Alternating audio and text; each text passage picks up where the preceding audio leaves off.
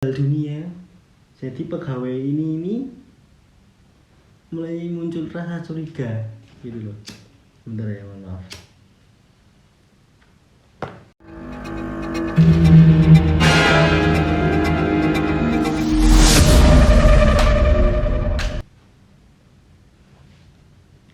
Itu anaknya digendong, disayang, pokoknya dimanjain sampai hari mulai larut malam, dibawa ke kamar, ditemenin Pak Prapto tidur, didongengin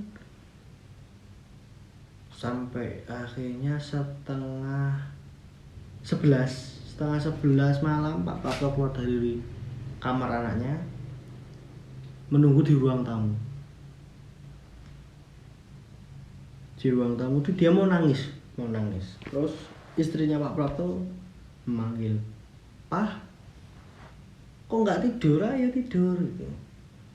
Nah terus di situ kan ada majalah atau koran, saya lupa ya.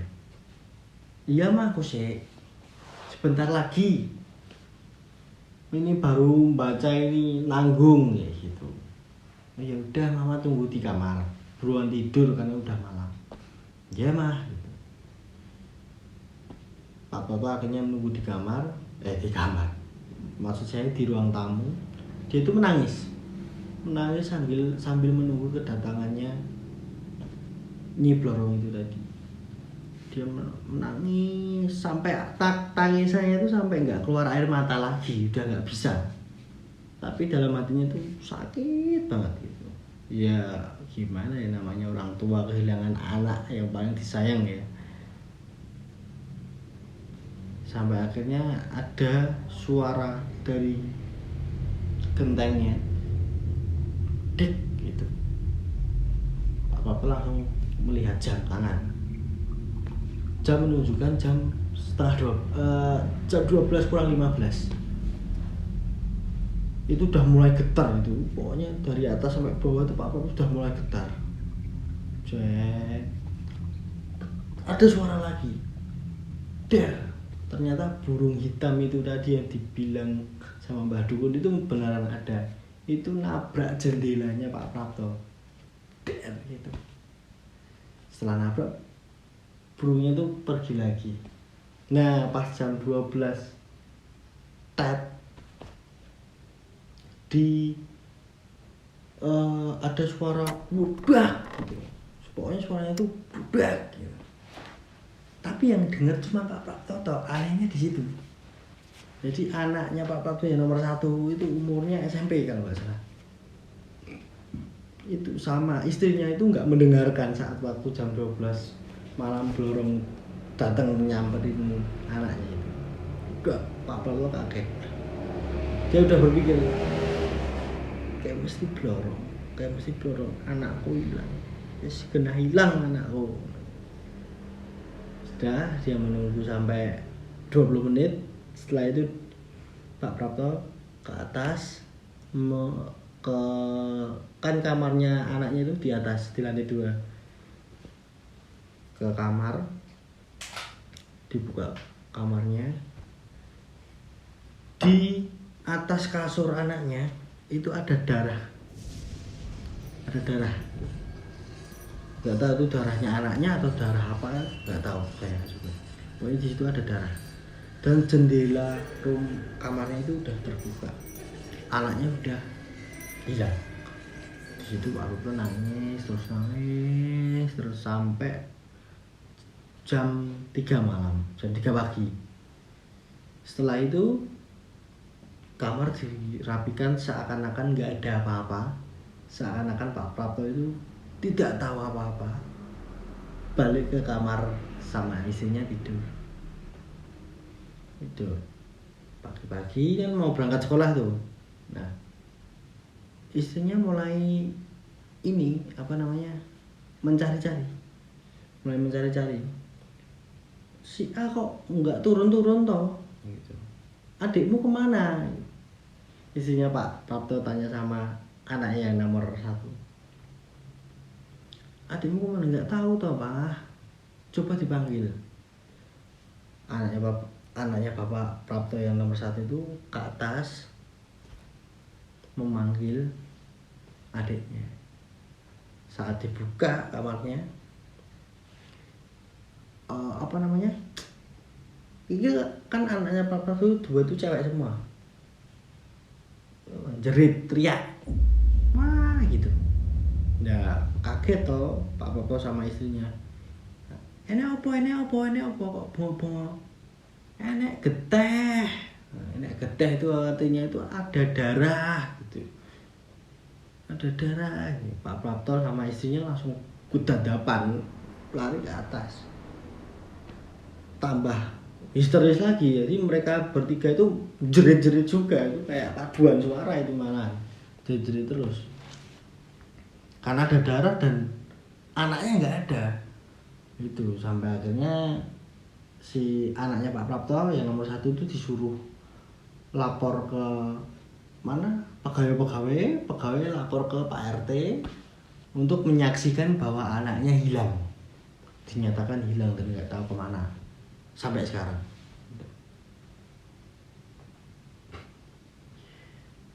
Itu suasana mulai mulai kacau lah di rumahnya Pak Prapto itu. Istrinya stres, Pak Praptonya juga stres, terus anaknya yang nomor 1 juga bingung, adik kok bisa hilang gitu. Tapi setelah seminggu kemudian, di dalam lemarinya Pak Prapto itu ada uangnya itu dikasih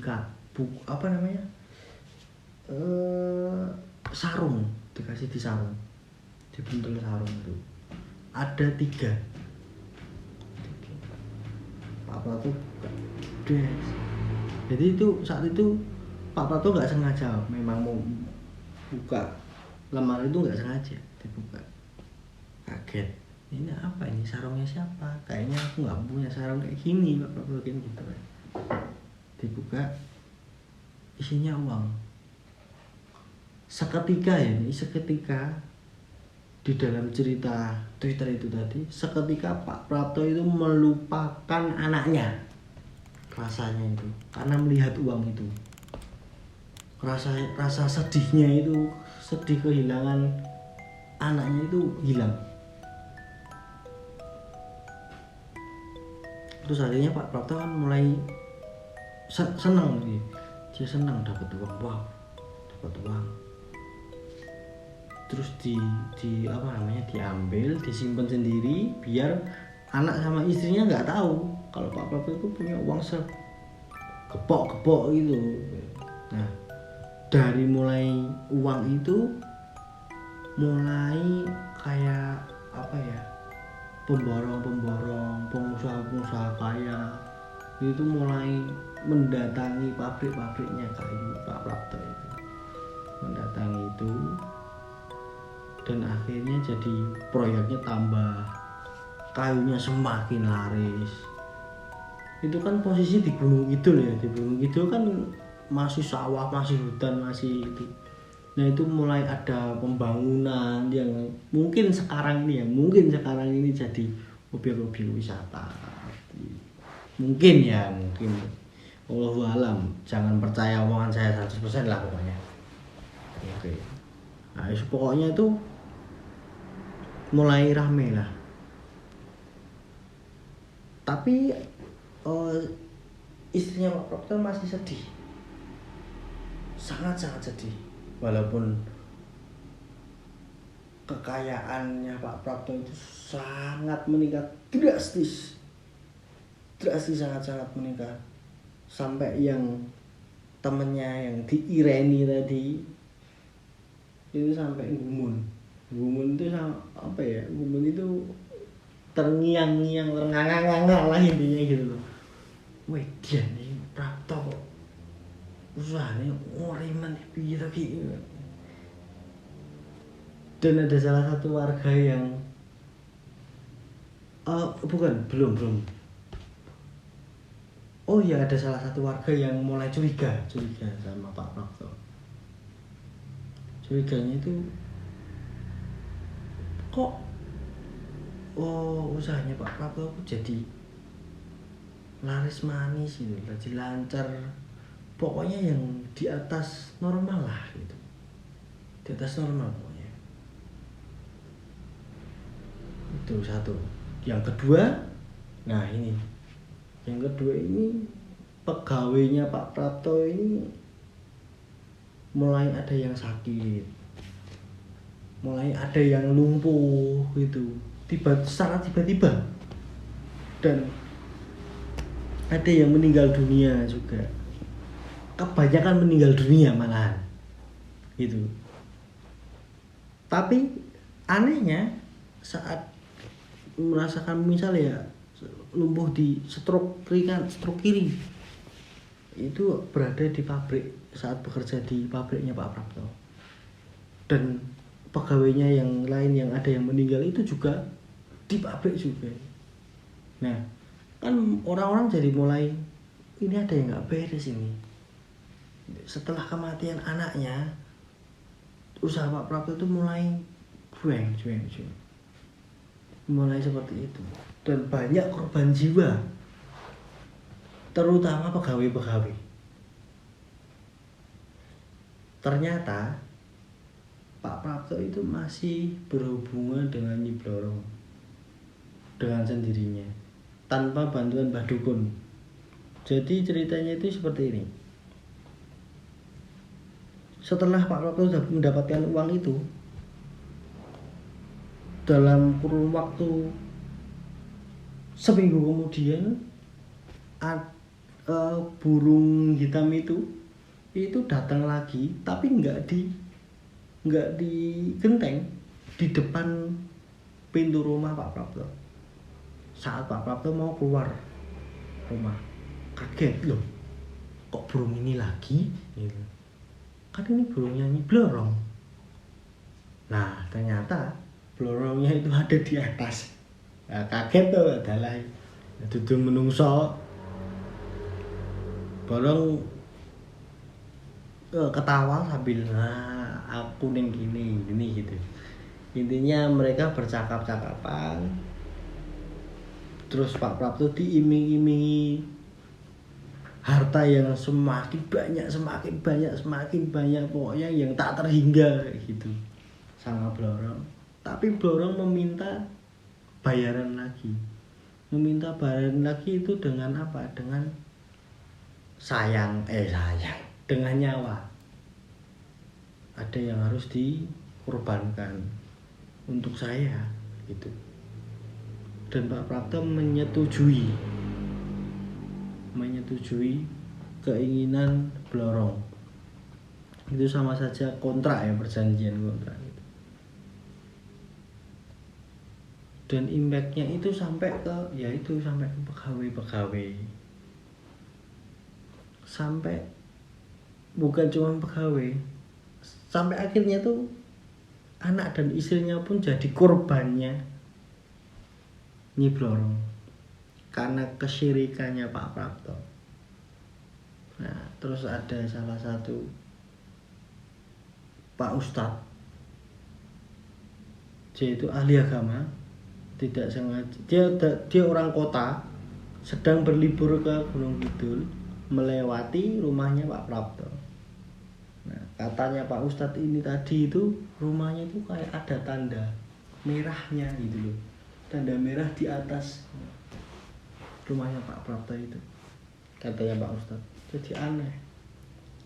Terus Pak Ustadznya itu minta berhenti di depan rumah sambil membacakan ya mungkin bacaan ayat suci Al-Quran yang untuk mengusir jin setan gitu ya mungkin ya gitu. Setelah dibacakan itu siang hari, setelah dibacakan Pak Ustadznya lanjut perjalanan. Itu kondisi sudah banyak korban jiwa dan istrinya sudah meninggal saat Pak Ustadz itu membacakan itu. Kondisinya sudah seperti itu, sangat kacau sekali. Dan warga pun juga mulai resah dengan keberhasilan Pak Prapto yang sangat instan dan drastis itu mulai tidak betah. Ada salah satu pegawainya Pak Prapto itu yang mengetahui bahwa Pak Prapto ini ternyata pesugihan dengan Nyi Blorong. Jadi pegawainya itu curiganya itu ini usaha selalu sukses, usaha selalu meningkat, dan korban jiwanya itu juga banyak. Teman-temannya dia banyak pegawai-pegawai yang meninggal, yang sakit, bahkan istrinya Pak Prapto sendiri pun juga meninggal dunia. Jadi pegawai ini mulai muncul rasa curiga gitu loh. Bentar ya, mohon maaf.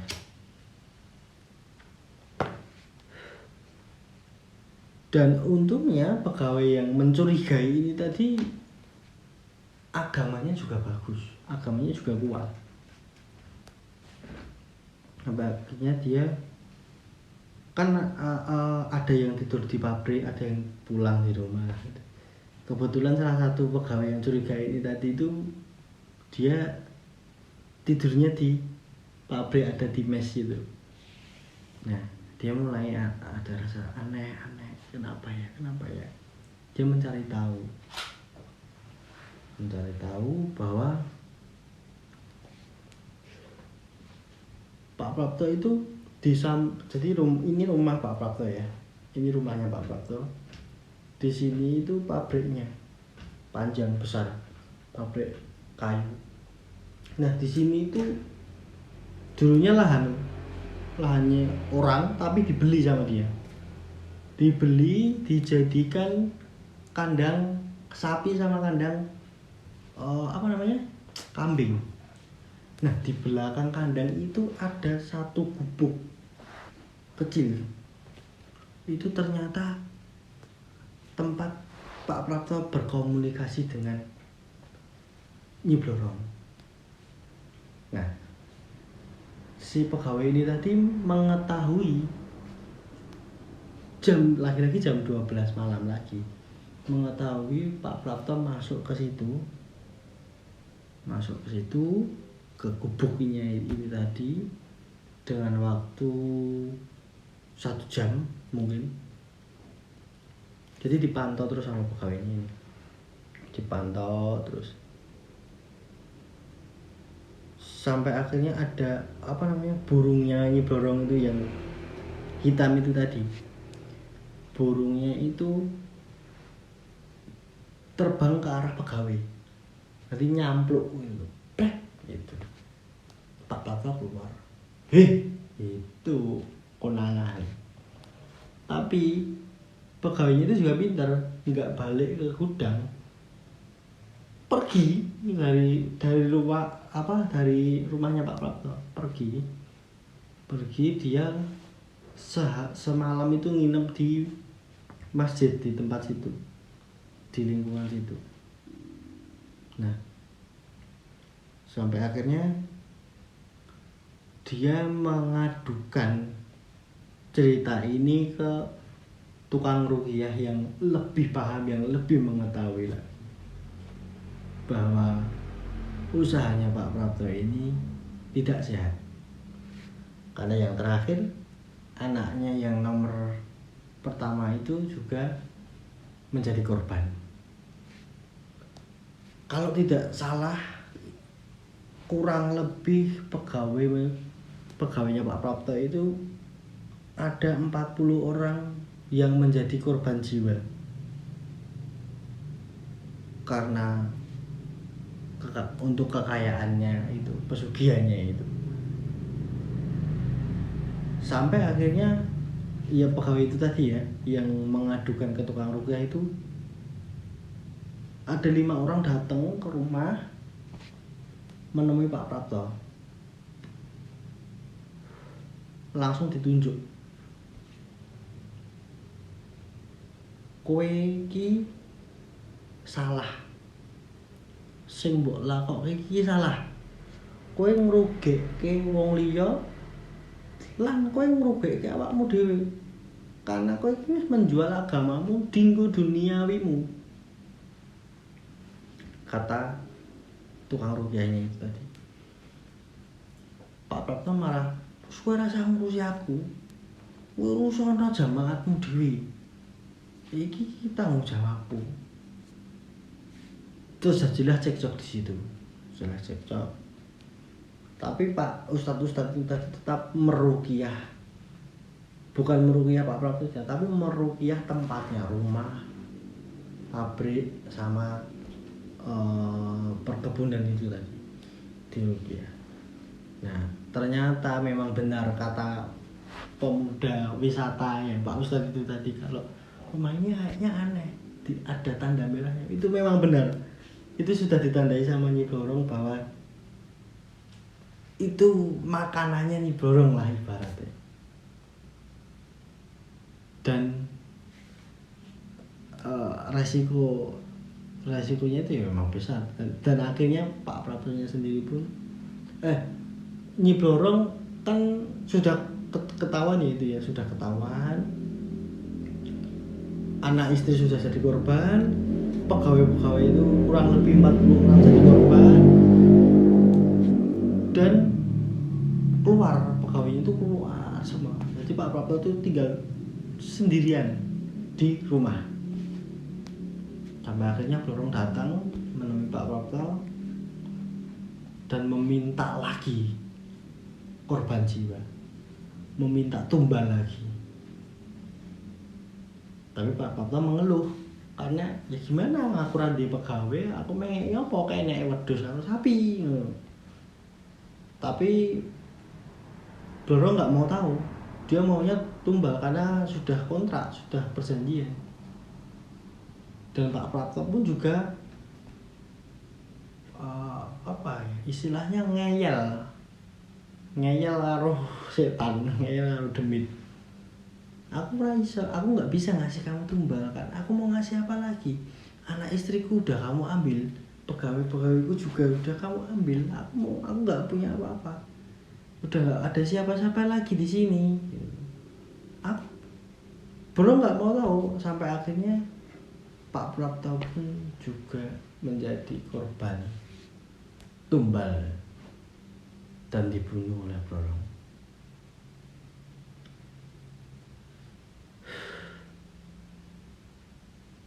Ceritanya sampai di situ sih. Jadi ceritanya sudah selesai. Karena tulisannya cuman setelah Pak Prapto meninggal sekian dan terima kasih, kan gitu jelek banget gitu. Gak keren dong. Kalau sama saya ya nggak tahu, saya nggak bisa nambahin. Ya mungkin cuma sedikit motivasi lah, bahwa menyekutukan Allah itu tidak benar. Itu salah satu dosa besar, musyrik itu pokoknya. Jadi teman-teman pemirsa dari channel Segaring Jiwa ini, saya terangkan dulu, saya memang salah satu tim di Segaring Jiwa sini, dan tidak mempunyai, kita semua tim di sini tidak mempunyai ilmu kebal, ilmu apa itu tidak punya. Tidak ada ritual-ritualan di sini, masya Allah tidak ada. Kita cuma ingin membagikan cerita saja untuk pelajaran, gitu. Ya jadi Pak Prapto ini tadi ya, saya nggak tahu sih, katanya ini cerita kisah nyata. Saya nggak tahu benarnya sih. Ya mungkin kapan-kapan lah insya Allah saya mau ke Gunung Kidul, mau cek lokasi, benar apa enggak. Jadi teman-teman tuh jangan sekali-kali, ini pesannya ya, pesan dari saya ini, janganlah untuk pesugihan atau bermain-main tentang hal gaib atau hal yang di luar nalar manusia. Itu bukan ranah kita. Ranah kita itu di dunia ya udah ibadah kerja gitu aja. Karena resikonya ya kan ya sudah ada di Al-Quran gitu loh. Oke teman-teman, mungkin cukuplah kehadiran saya di episode kali ini. Kayak gue star aku. Untuk kesalahan kata-kata yang saya ucapkan atau persamaan nama tempat, nama tokoh, saya mohon maaf karena saya juga baru belajar ya. Saya mohon maaf. Saya hanya ingin membagikan kisah-kisah, cerita-cerita dari orang-orang yang ingin diceritakan. Dan untuk teman-teman kalau mempunyai cerita horor, cerita mistis, sejarah-sejarah yang pokoknya di luar nalar manusia, mau dibagikan ke kita, bisa kirim melalui email Sekaring Jiwo official ini ya, atau DM di Instagram kita. Nanti linknya saya akan kasih di deskripsi itu. Atau kalau mau berikut serta dalam video jadi narasumber, itu juga nggak apa-apa, saya sangat terbuka. Itu udahlah, malah panjang lebar nanti ini ceritanya dari Pak siapa lagi itu nanti gitu. Jadi teman-teman, terima kasih sudah menyaksikan dan mengikuti dari channel Sekaring Jiwo. Saya Rian Arjuna undur diri. Assalamualaikum warahmatullahi wabarakatuh.